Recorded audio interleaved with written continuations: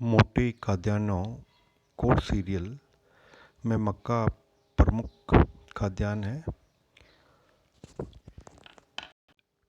यह उष्णकटिबंधीय तथा उपोष्णकटिबंधीय फसल है जो मूलतः लैटिन अमेरिका की प्राचीन सभ्यताओं में प्रमुख रही है तथा एज ऑफ डिस्कवरी के बाद में पुरानी दुनिया में ये खाद्यान्न के रूप में विभिन्न क्षेत्रों में अपनाई गई है। उष्णकटिबंधीय पौधा होने के कारण ये फसल में तापमान की आवश्यकता जो है वो ग्रीष्म ऋतु जैसी ही रहती है।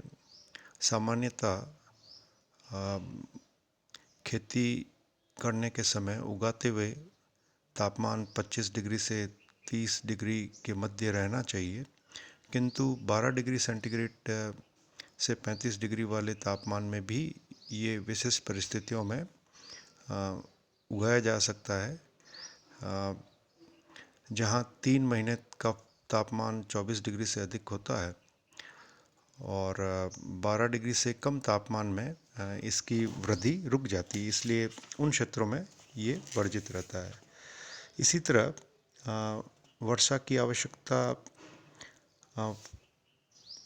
भी लगभग संतोषजनक या एवरेज सी रहनी चाहिए, जो लगभग 50 से 100 सेंटीमीटर वर्षा वाले क्षेत्र हैं वो उपयुक्त हैं और अधिक वर्षा 150 सेंटीमीटर वाले क्षेत्रों में भी ये उत्पन्न की जा सकती है।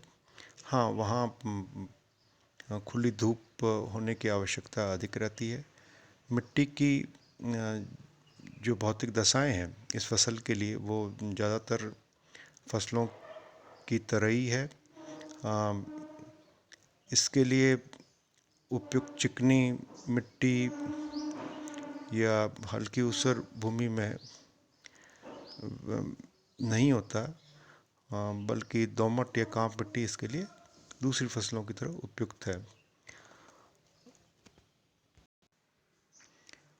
धरातल सामान्यतः ढालयुक्त होना चाहिए ताकि अधिक वर्षा वाले क्षेत्रों में ये पानी की निकासी हो सके, और अगर अधिक जल रुका रहेगा तो ये फसल को नुकसान करेगा। जहाँ तक लेबर या पूंजी का सवाल है, मक्का का उत्पादन बड़े बड़े क्षेत्रों में और मशीन युक्त खेती के रूप में यूएस में पर्टिकुलरली किया जाता है और वहाँ पे मानवीय श्रम कम तथा पूंजी की आवश्यकता अधिक रहती है तथा अफ्रीका या एशिया में ये मुख्य खाद्यान्न के रूप में ही उपयोग लिया जाता है, जहाँ पर पूंजी कम या श्रम अधिक रह सकता है। और एक बार फिर से जो प्रमुख भौगोलिक परिस्थितियां हैं जो इस खाद्यान्न की उत्पत्ति को नियंत्रित करती है, उन्हें एक बार पुनः देख लें। जैसे तापमान की आवश्यकता 25 से 30 डिग्री रहनी चाहिए तथा फसल पकने के लिए तापमान इससे भी अधिक रहना चाहिए और उस समय बादल रहित आसमान, अधिक धूप वाले दिन भी रहने चाहिए।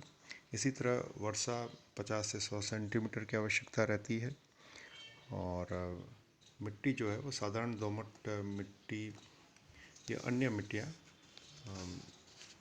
फर्टिलाइज़र के इनपुट से उपयोगी रह सकती है। अब इसके वैश्विक वितरण को देखने के लिए इस मानचित्र में जो ब्लैक रीजन दिए हुए हैं, काला क्षेत्र, वो इसके प्रमुख क्षेत्र हैं और एक नज़र से देखने पर ऐसा लगेगा कि उनका लैटिट्यूडनल जो डिस्ट्रीब्यूशन है वो लगभग उष्णकटिबंधीय क्षेत्र में ही है। ये 50 डिग्री उत्तरी अक्षांश से दक्षिण में ही स्थित है, जिसमें नॉर्थ अमेरिका में यूएस का ईस्टर्न भाग तथा मेडिटेरियन रीजन जिसमें पूर्वी यूरोप का क्षेत्र आता है तथा चीन का भी क्षेत्र सम्मिलित है। इसी तरह दक्षिणतम इसका जो विस्तार है वो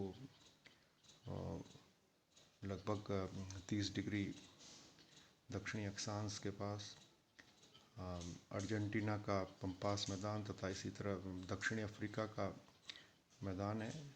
ये इसका उत्तर से लेकर दक्षिण तक विस्तार वाला क्षेत्र है, जो उप उष्ण क्षेत्र में भी विस्तृत है।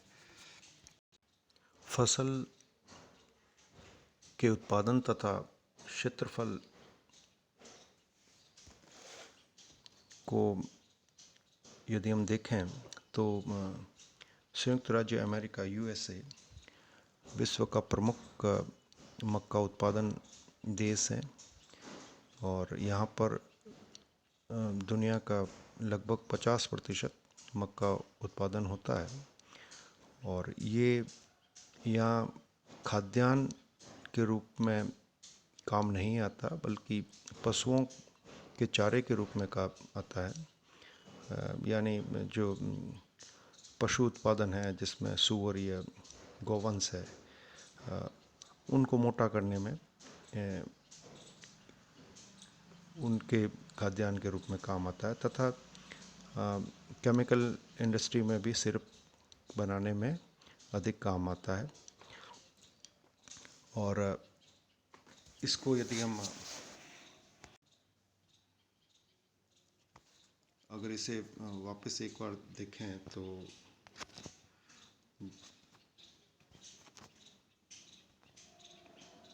जैसे यूएस में ये कॉर्न बेल्ट कहलाता है, जो ग्रेट लेक्स के दक्षिणी भाग में मिसूरी या मिसिसिपी बेसिन का प्रमुख हिस्सा है। यानी जो वीट रीजन है उसके दक्षिण में बहुत विस्तृत भूभाग पर ये मशीनीकृत खेती की जाती है यूएस में, और ये प्रमुख क्षेत्र है। इसी तरह चीन जो है वो भी दुनिया का दूसरा उत्पादन में दूसरा स्थान रखता है। लगभग 20% मक्का यहीं से उत्पादित होता है। और यहाँ पर भी जो मध्य चीन का मैदान है, जो चांगजियांग मैदान है, वहाँ पर ये कृषि की जाती है। ब्राज़ील भी प्रमुख उत्पादक क्षेत्र है, जो लगभग 5-6% उत्पादन होता है। तथा यहाँ पर जो कॉफ़ी रीजन है, जो ब्राज़ील के तटीय पठारी भाग है, उससे लगे हुए क्षेत्र जैसे साओ पाउलो या रियो ग्रांडी के आसपास वाले मिनास गेरास वाले क्षेत्र में, जैसे ये मानचित्र में ये क्षेत्र दिखाया गया। इसी तरह मैक्सिको का उप उष्णीय कटिबंधीय भाग में भी ये उत्पादन होता है और वो प्रमुख खाद्यान्न के रूप में प्रयोग किया जाता है इस क्षेत्र में। अन्य क्षेत्रों में रोमानिया में जो यूरोप का पूर्वी भाग है, जो डैन्यूब नदी या ब्लैक सी के तटीय क्षेत्र वाला भाग है, मैदानी भाग वालिचिया, यहाँ पे भी प्रमुखता से होता है। या इसके आसपास वाले जो देश हैं, जो पूर्वी यूगोस्लावियन जो कंट्रीज़ हैं, उनमें भी जो एओलियन मिट्टी है उनमें इसका उत्पादन अधिक होता है।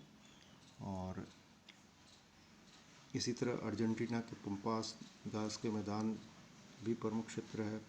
भारत का मध्य भारत जो उत्तर से लगभग हम कहें कि मध्य प्रदेश, हरियाणा, हिमाचल प्रदेश के दक्षिण से मध्य प्रदेश तक का जो क्षेत्र है, यहाँ पर भी ये किया जाता है। अन्य जो विश्व में क्षेत्र है जैसे दक्षिण अफ्रीका वगैरह, ये इसका विस्तार है।